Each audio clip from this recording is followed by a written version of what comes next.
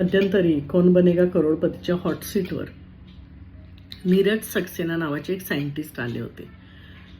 सगळ्या प्रश्नांची पटापट बरोबर उत्तर देत असताना आता हे 1 करोड तर आरामात जिंकतील असं सगळ्यांनाच वाटत होतं. आणि त्याच वेळेला त्यांनी डिक्लेअर केलं की मैं क्विट करना चाहता हूं. अमिताभसह सगळा ऑडियन्स आश्चर्यचकित. त्याचं कारण विचारल्यावर त्यांनी सांगितलं, माझ्या मागे बरीच मुलं आहेत ज्यांना संधीची गरज आहे, पैशाची गरज आहे आणि मी जेवढं कमवलंय तेवढं माझ्यासाठी पुरेसं आहे. आता त्यांना संधी मिळावी म्हणून मैं क्विट करना चाहता हूं. हे आश्चर्याचं आणखी एक कारण असा विचार करणारी माणसं आहेत कुठे जगात.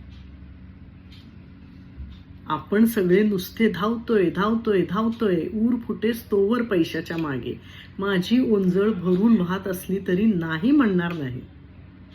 जितकं साठवता येईल तेवढं साठवणार नाही. कुठे म्हणायचं, कुठे थांबायचं याची जाणीव असणारी अशी माणसं खूपच विरळ झाली आहेत आता.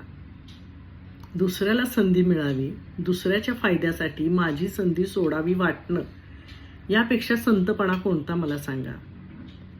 प्रगल्भ बुद्धिमत्ता, सत्सद विवेक बुद्धी हे सगळं यांच्या ठाई एकवटलेलं असणार.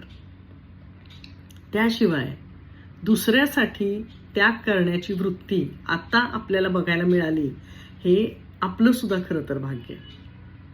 आधुनिक काळातले संत वगैरे आपण यांना नक्कीच म्हणू शकतो आणि काहीतरी शिकू सुद्धा शकतो. निदान कुठे थांबायचं एवढं तरी नक्कीच.